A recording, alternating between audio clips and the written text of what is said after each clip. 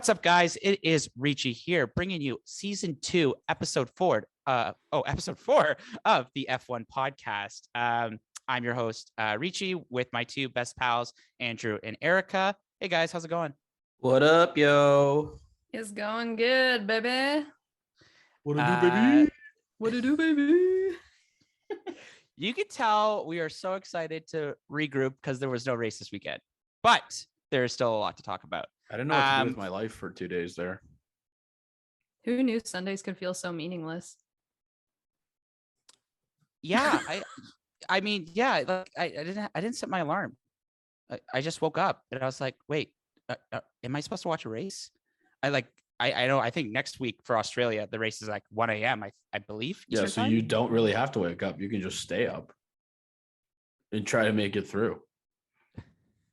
Just come home. See, I have like a work function on Friday that goes till 5, and like I'm gonna have to powerhouse it so that I can stay up till 2 a.m. to watch the quali.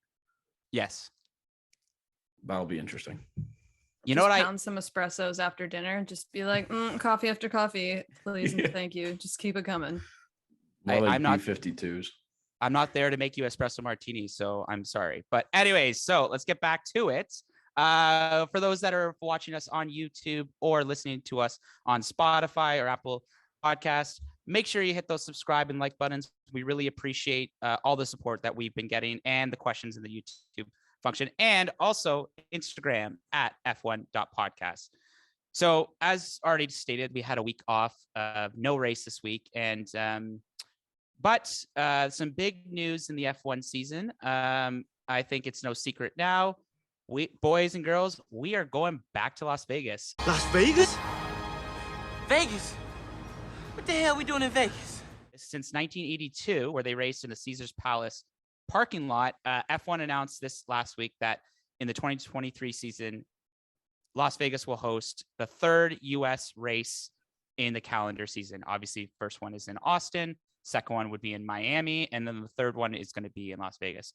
And, I don't know what you guys think. Obviously it's pretty exciting. I mean, we kind of talked about it, what kind of track is going to be gone, what will be taken off the circuit. But yeah, it's quite exciting. I mean, Las Vegas is notorious for being the party city, and everybody goes to Vegas. I mean, you've seen all the sports teams now going there. You have the Knights there as well. And obviously I think it's the Las Vegas Raiders as well. So, the city's excited just to host any sporting event, doesn't matter what.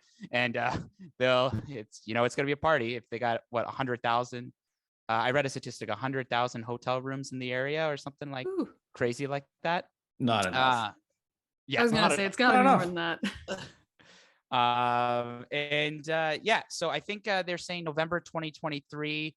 I've looked at, we've all seen what the track is could be. There's actually first time in a while that they're going to be racing on Saturday, and it's going to be Saturday night at 10 p.m. And I don't know if you guys remember in university, do you remember when we had 7 p.m. exams and you try to study throughout the day and it's just like, what am I going to do around 3 or 4 o'clock? Because you're like, might as well get this over and done with. I wonder what the drivers are going to think, but they're also going to be partying all weekend. So I'm going to open up to you guys. What do you think? I think the drivers are going to have a heck of a time. I mean, think about it. So I know it's a night race and it's going to be pretty awesome going through the streets there, but Las Vegas is a city that's open all the time. And I think for a lot of these guys, you race on a Sunday, you might party that night, but if you get to party the Saturday night after you're done driving and the Sunday before you take off to the next race or destination, I think you're going to have a pretty good time. Like, it's going to be a blast, and it's definitely the place to do it. Did Caesar live here? No. The question really is, how much money are they spending at the roulette table on Saturday night after? Do they bet their winnings for that weekend? Do you think on black or red? Oh my gosh. Well, I think it was Mick Schumacher that said that, like, they're gonna have to go to work on Saturday if they lose all their money the night before. No, it's gonna be. I can't wait to see like those helmet cams you see now, like the inside the visor cams. Imagine that ripping down the strip at like 300 kph. That's gonna be a blast. And like, I have a feeling they'll probably do like the podium at the Bellagio fountains and have that going in the background. So it'll be a sick race. It's a great excuse to go to Vegas. I've never been. I think I will. I haven't been either. Pod goes to Vegas. You know, as someone who's been to Vegas a couple of times, I guess I'm gonna have to take you guys. Need someone to show us the ropes, Ricci. Or if a sponsor would like to take us, that is also a great opportunity too. It will be interesting to see like a night race though, especially in the heat.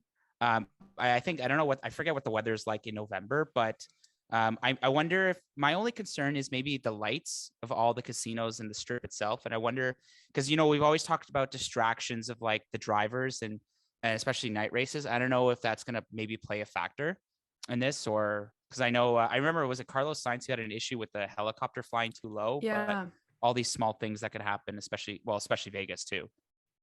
Yeah, that's a good point to bring up. I'm kind of curious about that because I know in some other sports or even in just like towns that do a lot of festivals and entertainment and stuff, if you are a business or like a residence within a certain area, they'll have like a set of rules you have to abide by like when you're allowed to have windows open, like for your blinds to have lighting cascading onto the street or not. So I'm curious if there's going to be some kind of rule around that, because there's a lot of stuff happening, especially going down that strip. And I know that they're going to be ripping down it super fast and it's really not going to be that long in the grand scheme of things, but there's so many things that can happen. And in a place like Vegas where there's been a lot of interesting things happen over the last few years, just between like people doing crazy stuff and like attempted crimes and things like that, I think they will have to try to keep a tight lock on the city ahead of time so that something doesn't spiral out of control and ruin what will be a super fun race.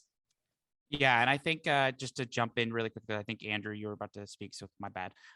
You know, the governor seemed pretty adamant for this to go forward, and as well as like, you know, they're partnering up with like MGM Resorts, the Wynn, Caesars Entertainment, you know, the Las Vegas Convention and Visitors Authority. It seems like it's all gung ho, and you know, I think they want this event to succeed. And I think you know, with their success in previous events down there, it'd be crazy to see. Well, yeah, I will be curious to see how this goes. But but I also wanted to add, so how the track is laid out, as we kind of talk about it, how you're going to go through the strip. It's 14 turn track. Will run for 3.8 miles, about 6.12 kilometers, with top speeds expected to hit around 342 kilometers per hour. So can you imagine just going by the Bellagio, Caesar's Palace, just whipping that? Whew. There. Just go ahead, Andrew. Sorry about that. Or I actually think it could be like one of the quickest races of the year. I think it could be done well within 70 to 80 minutes, because if they're going to be going that top speed the entire time, or for the majority of the time, right? I've seen like the proposed layout of the track, quite a lot of straights, not a lot of like technical turns, except at the start. There's a couple, but I think there's also a chicane at the end of the straight. Right, but I think they'll be able to go through that chicane pretty quick, because it's quite tight. Nevertheless, I just think it's going to be quite. It's one of those, like, I guess, marquee races in a sense where, like, you know, in Abu Dhabi, the track is more sort of like a showcase of the cars, like to showcase the power of the cars. This is what Vegas is going to be about. It's just going to be a showcase of how these cars can be powerful, and it's going to be another fast street circuit too. So I'm excited for it. The question is, what track do they, what race do they substitute it with? Unless Stefano's going to go to a 24 track race or 24 race season next season. I almost wonder if it's just like, it's okay to just take out the Russian GP going forward and replace it with Vegas. You still got a 23 week schedule, and I can see them racing, I feel like, in Austin and then Vegas, or Vegas and then Austin. So keeping the North American trip more the same, with going twice the US and then once in Mexico. That'd be an epic triple header too. So couple of rumors I've seen is so that would, I think, now make it 5 races within the North America, South America hemisphere, because it would be Brazil, Mexico, and then 6. Sorry, my apologies. We got Canada. Yeah. Oh God, I'm a terrible Canadian. Which we're gonna be there. And you're going. if you want to meet the podcast, send us a DM. We like beer. So let us know. Anyways, and not only that, I think they were suggesting that they were going to get Spa off the Spa off the menu. Sorry, not the menu. Stefano, don't you effing dare do that. I will literally personally write you a letter telling you to walk off a short pier, because you can't take away one of the most iconic tracks in all of F1. Yes, it rains all the time there. I get it. But it's one of the most iconic tracks, and everybody loves driving it. That entire roster of F1 drivers love driving that track. So don't be an idiot and don't take that off. If they cut Spa, I will come at you with the rage of all the previous generations of farmers in my family. Like, we're talking like hundreds of pitchforks and torches at the ready here. And just like, there are garbage tracks on the season. You don't replace Vegas with Spa. You take some other bad track, i.e. Sochi, it's not really that good. Like, Sochi's a super boring track. And like, politics of everything aside, that's my pick of something to take away as well. And I mean, I know that F1 is really looking forward to ways to kind of like monetize the sport a little more, kind of grow it in that regard with international presence and stuff. And that's part of why they're turning their attention to these other countries. But like we've said, I mean, I just don't think Spa is one of the tracks that you should take away. It should be something, I mean, I personally, like, you guys know me, I love to travel to France, and I think France is a great place to go. I hate the track there. I think it's one of the most really boring.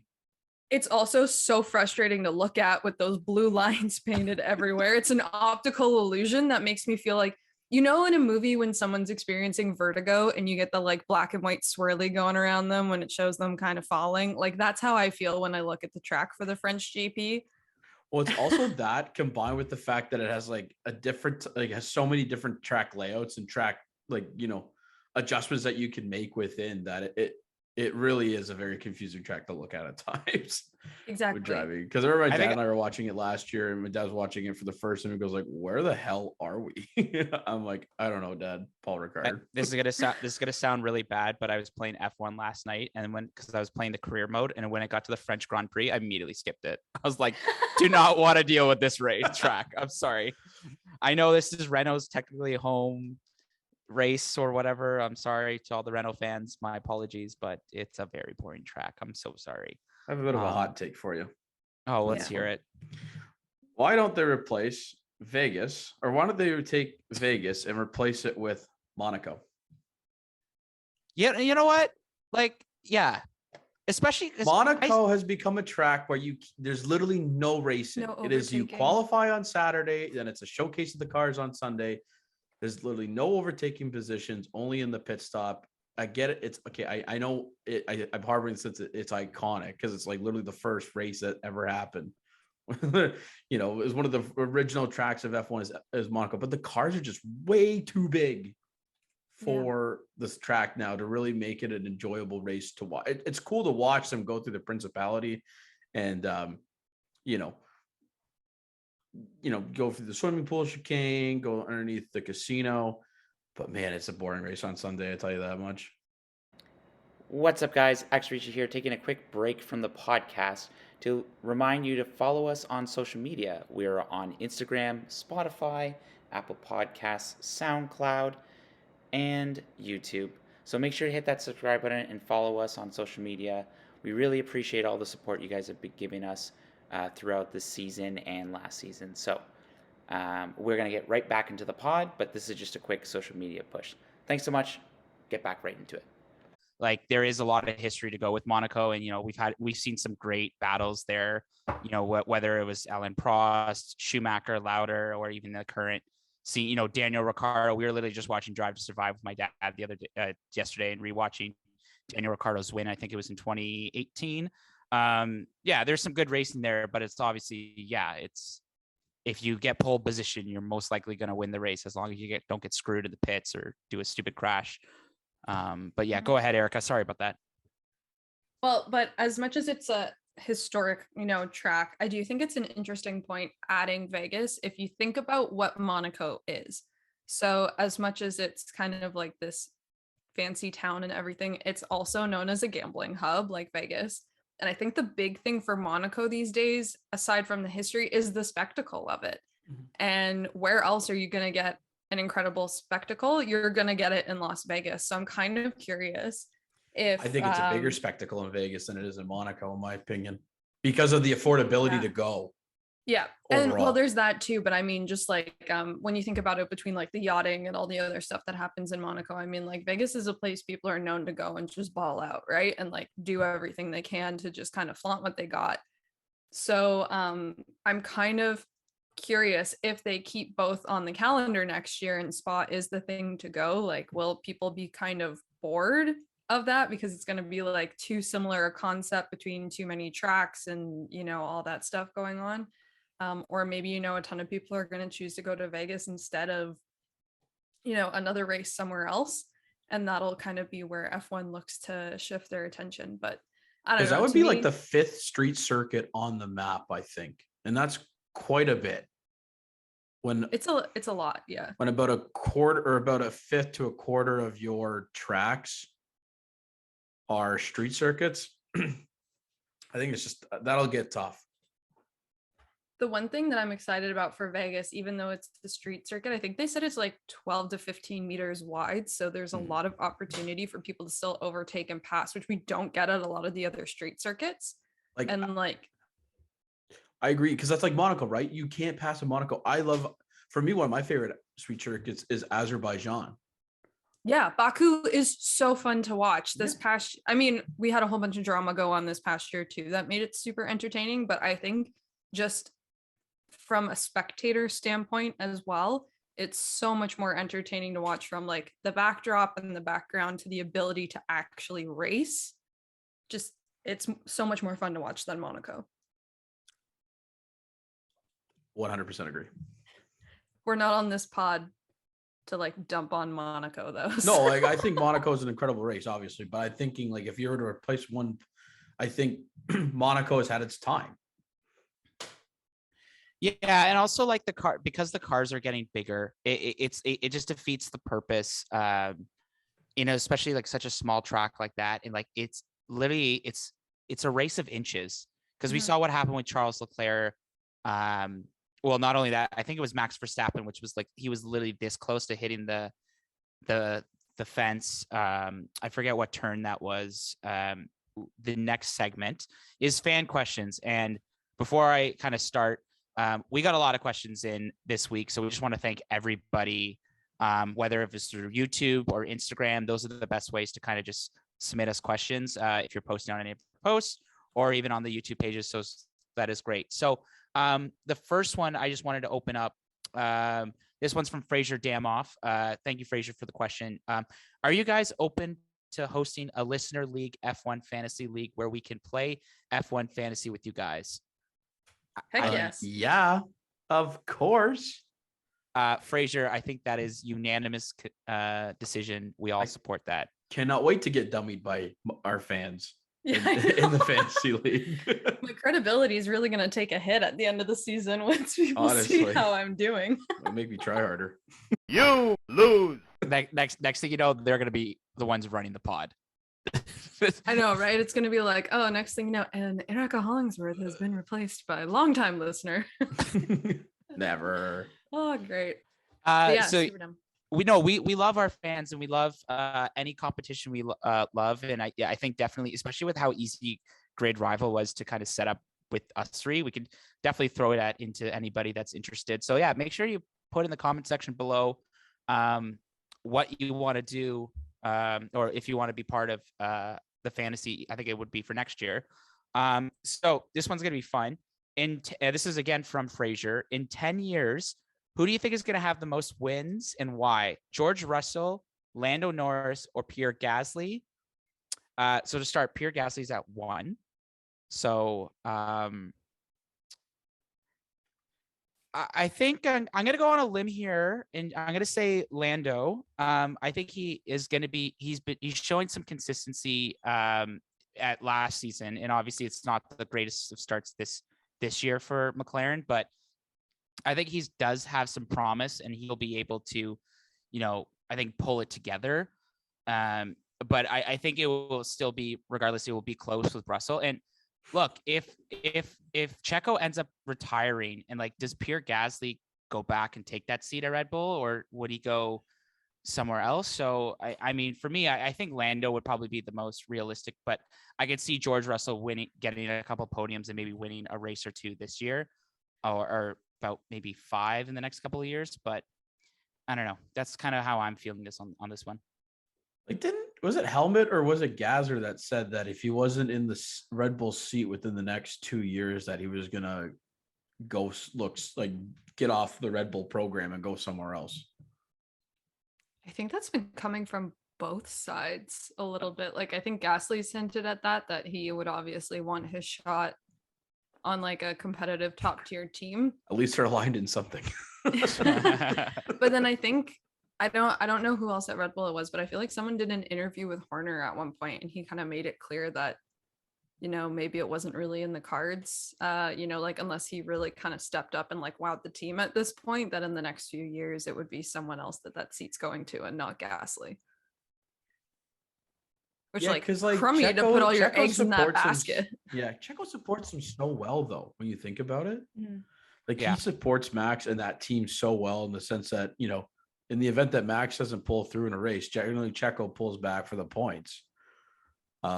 Case in point, Azerbaijan last year, when Checo won with Max popping the tire late on. Damn you, Pirelli. Anyways, I'll let Erica go last because it's her boys on the call there being questioned. So I don't know. Right now, when you take a look at it, I think Gasly is going to be the third. Will have the least amount of wins among the three. I just think he's had his time to be at a big team. He didn't perform well. He's performing well at AlphaTauri, which is fine. But AlphaTauri is not a constructor that wins titles. No. Mercedes does. And eventually McLaren should win titles as well, just based on pedigree and the fact that they've done it before. I think Zach Brown's putting them in the right direction. But aside from that, I think George Russell is going to have the most wins, because I think Mercedes is more of a consistent car. Again, this is short-term looking, but their pedigree over the past 8 years is just says why wouldn't it be George? I mean, he took a car that was not not competitive in Jeddah. Like, you can tell with regards to Hamilton, it wasn't competitive. Put that sucker in 6th place. That's a sign of a really good driver, a really good racer. So I think George will have the capabilities to, win more drives, or more races, but it's gonna be very close between the two. I think Lando's a very good driver in his own right, and had a chance of winning Russia, kind of choked it away, but that was a little bit of inexperience. I think that played a part of that. He's human. We all are human. We learn from our mistakes, we learn from our decisions. And I think that race made him stronger down the road anyway. So I'm going to say George, but by a little bit. Is it my turn now? Indeed. Go ahead, Erica. Yeah. Cool. So I'm not going to waste too much time, because I very much agree on the thoughts on Gasly. I would put him third in this running, for same reasons. Has had a shot. Just don't know if he's the caliber of driver to the same extent as these other two are, and some of the other players that we've got on the grid here. But also, looking at George, who, also in a not very good car last year, was Mr. Saturday. He was Mr. Qualifying guy, and still managed to, pull out a podium at Spa, which was like pretty wild. I mean, granted, yes, most of the race in quotation marks was under a safety car. But to be able to consistently perform to the point where you're recognized as Mr. Saturday goes a long way. But with that said, I'm still going to pick Lando, because McLaren has put a lot of time and effort into his development as a driver. And as we've seen throughout the course of Formula One, when it comes to the dominant constructor, there's cycles. And as much as McLaren is not looking to be in peak form this season, I think, we're starting to see Mercedes maybe drop off a little bit. And maybe it's time for someone new to come out on top. And I'm hoping that that's McLaren, because similar to last week, like, we know, like, you were saying about Mercedes, Andrew, like we know this is not a great car, and Lando still managed to come P7th, which I think is amazing because, I mean, it's just not been a good ride the last couple of weeks. Qualifying has been extremely difficult as well. So just to see the kind of skill that he's showing in the car as well, and to know that he's got the buy-in from a team who's working and did make, I would say, pretty significant improvement in the car week over week, just between the first two races. I think it's showing that the team is moving in a very good direction, and that the new regulations and everything put into the car this year are setting them up for success in the long term when we've got like this set of rules kind of coming into play. So like, I still think he has a lot of maturing to do, because obviously Russia last year kind of showed that little bit of like hubris on his part to, oh, I'm the young guy who's in first for the first time ever. Clearly I know better than the people trying to talk about changing tires for potential rain right now. But, you know, I'm extremely hopeful that, you know, we're going to see a little bit of a shakeup here, and that it'll be McLaren topping Mercedes, and that in the span of his career, he's the one that's going to have more wins over Russell and Gasly. And I think having Zach Brown at the helm too, you know, I just wanted to sorry to interrupt here, but I just rewatched season 1 of Drive to Survive with my dad, and the highlight episode of just showing, like, obviously when McLaren was going through some difficult times in 2018, and, you know, Zach Brown stepped up and says, like, you know what, you know, I'm going to be this guy. I'm going to try to lead this team through thick and thin. It's just like the buck, quote unquote, the buck stops with me. You know, he obviously has confidence in these two drivers, and it'll be interesting to kind of see how the next couple of years go, especially for Lando. So I just wanted to add that in. I think that was a good segment to add into your piece too there, Erica. 100% agree. I think he's super invested in all sides of the team. So I think he's gonna, and like you mentioned, like even if you think about what the team was looking like in 2018 versus now, it's been steady and like very noticeable progress over the last few years, and I think that momentum is set to continue. So very hopeful. Also, I mean, I know people are like, but we know you're a diehard McLaren fan. Yeah, I'm a diehard McLaren fan. Who cares? But like, that's just my 2 cents. Sorry, I'm trying to get the next question up. My apologies. 'Cause I thought I had it on my sheet, but I don't. Yeah. Okay. So here we go. This one is from our colleague, Brett from Toronto. Shout out Brett. He's also a Ferrari fan. So, yo, what up? Anyways, what do you think of Audi trying to get into the F1 game and manufacture McLaren's power unit? And why wouldn't McLaren want to take their own power unit? Sorry. Yeah, I guess I'll open that up. I think it's just interesting. I think a lot of, you know, other car companies are they see the excitement going on in F1. They're like, we want to be a part of this. And it's, you know, it's a trial. It would probably be like a trial by error. That's how I see this. And actually, this is going to sound stupid. Who's McLaren's engine right now? It's Mercedes, isn't it? Yeah, Mercedes. Huh. So, like, here's my 2 cents on this: is that I don't know if McLaren's always been one to use other PU engines. Maybe it's just not built in their model.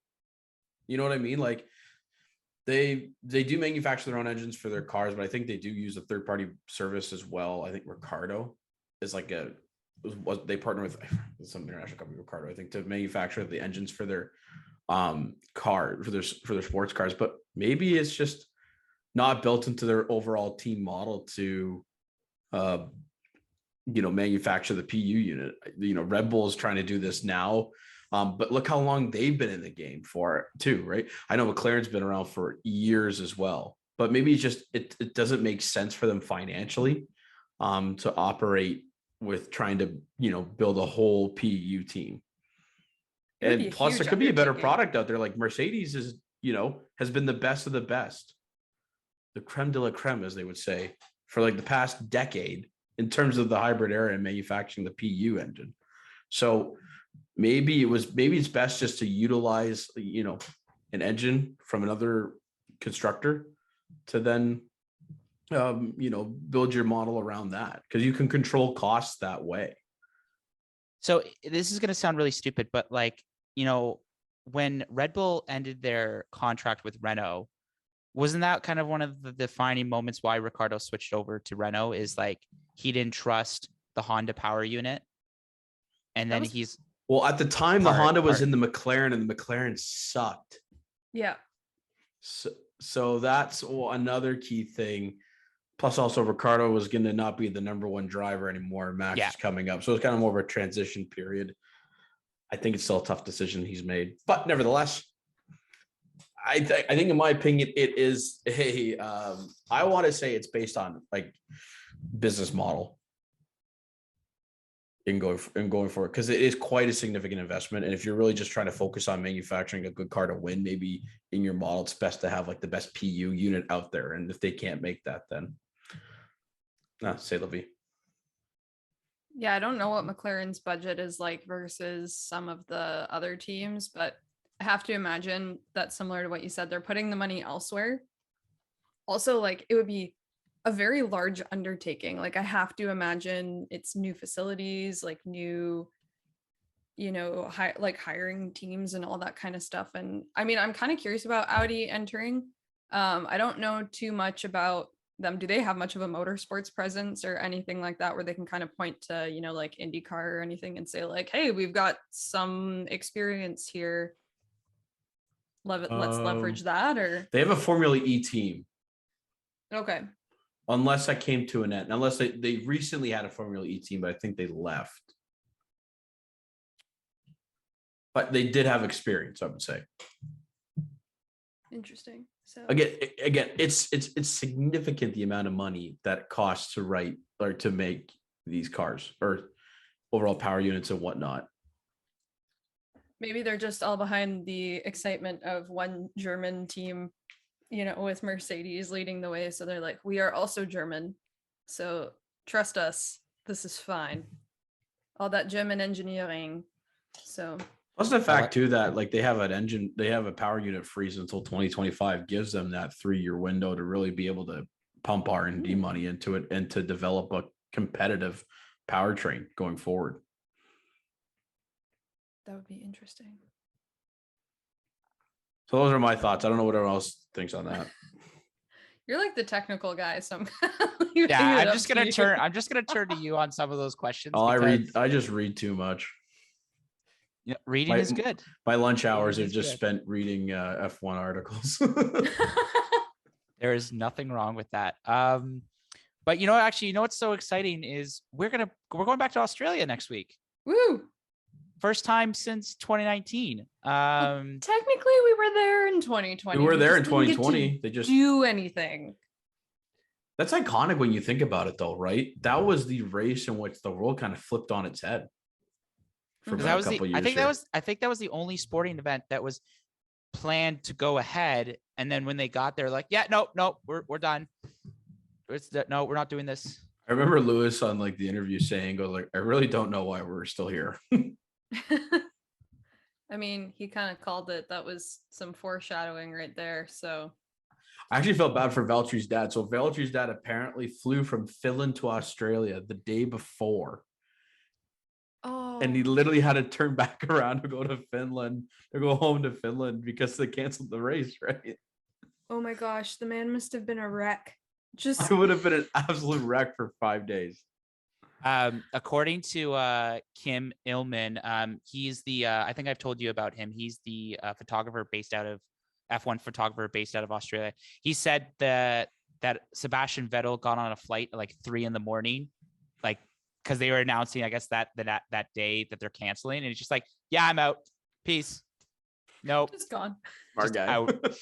Yeah. But yeah, no, it's exciting. But all seriousness, we're excited to be back in Australia. I mean, this has been an interesting track. Mercedes has won the last couple of times. The last winner was Valtteri Bottas when he was with Mercedes. There's been some track changes. Mm-hmm. Some good track changes. Good track changes, yes.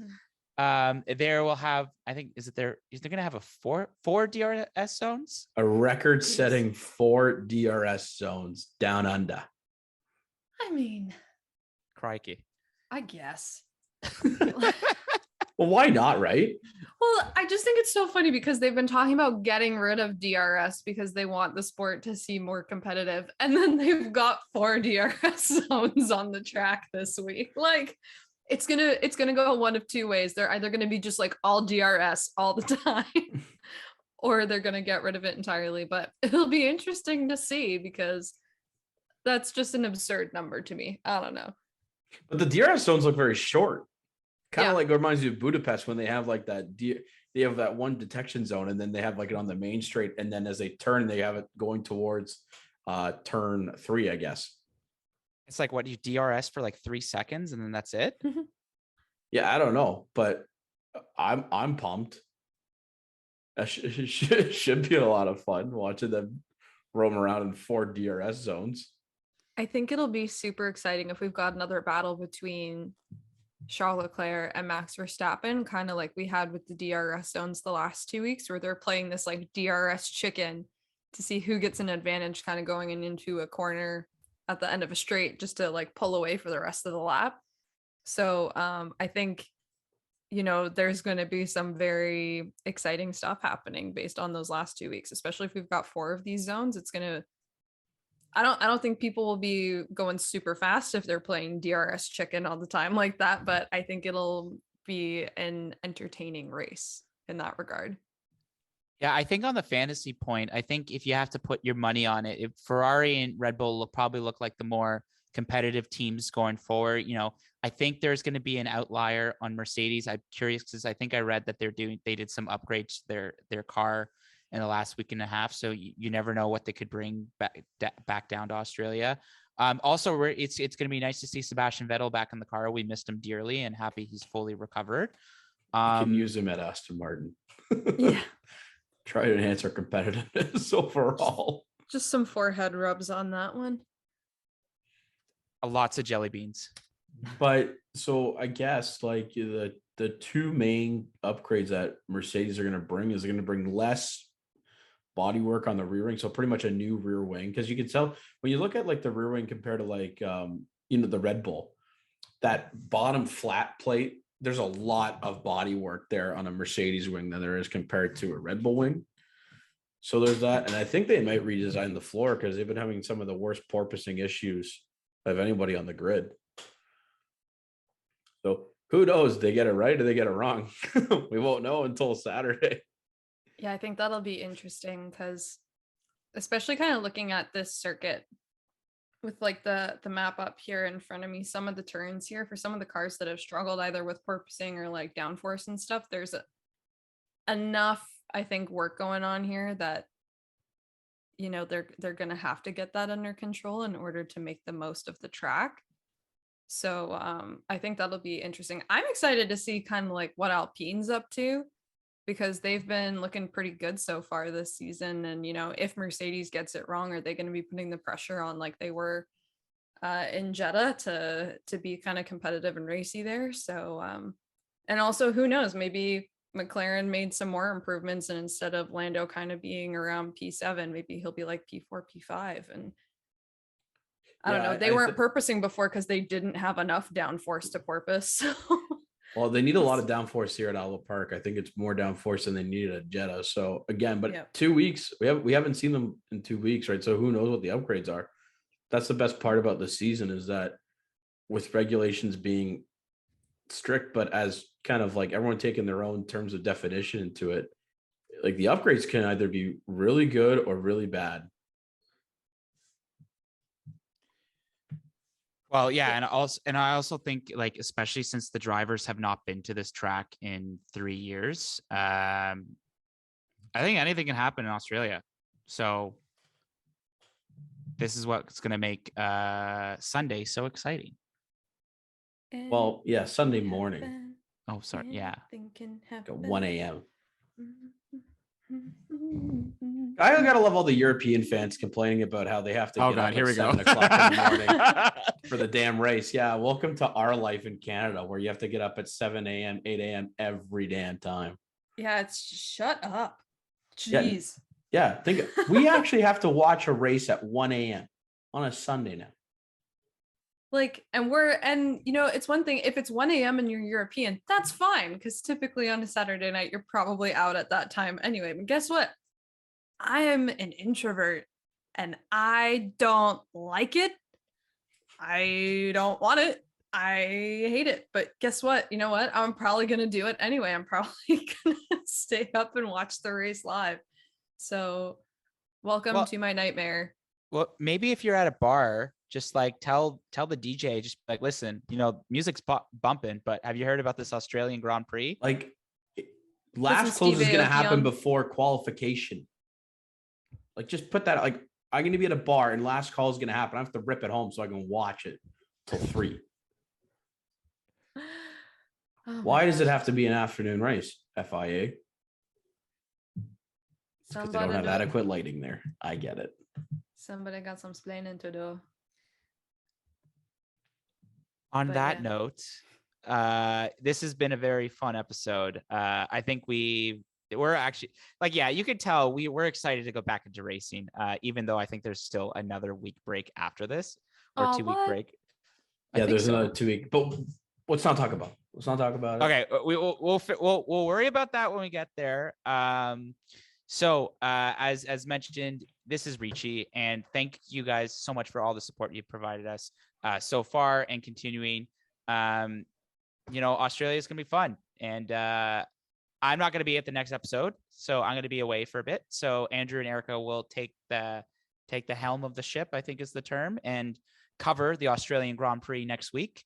And we will try to upload it, I think the 16th, but I'm gonna try to upload this episode tomorrow. So yeah, I will make note of that in the comment section. But yeah, anyways, on that note, so I think enjoy your holiday, Ricci.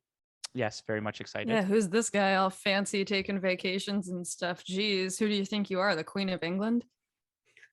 No, I'm not gonna say anything because I'm taking a vacation during round 4. So, but you just came out of busy season. So. Fair, but yeah, we'll go with that. Cool. Thanks so much for watching this week's episode. I think, guys, I'm gonna be quite honest. This has been my favorite episode so far. It's just one train wreck after another, and it's great. And it's only Tuesday. Woo! Okay, so on that note, thanks so much for listening to this week's episode. My name is Ricci. Obviously, my 2 awesome co-hosts, Andrew and Erica. Make sure to follow us on Instagram, Apple Podcasts, Spotify, and subscribe to us on YouTube, and also subscribe to all the channels too. Andrew, take us off. Ladies and gentlemen, thank you so much for listening. Don't forget to hit that subscribe and like button on YouTube. Hit that follow button on Apple Podcasts, and hit that follow button on Spotify. Hit the button harder than they'll be hitting the DRS zone buttons this weekend.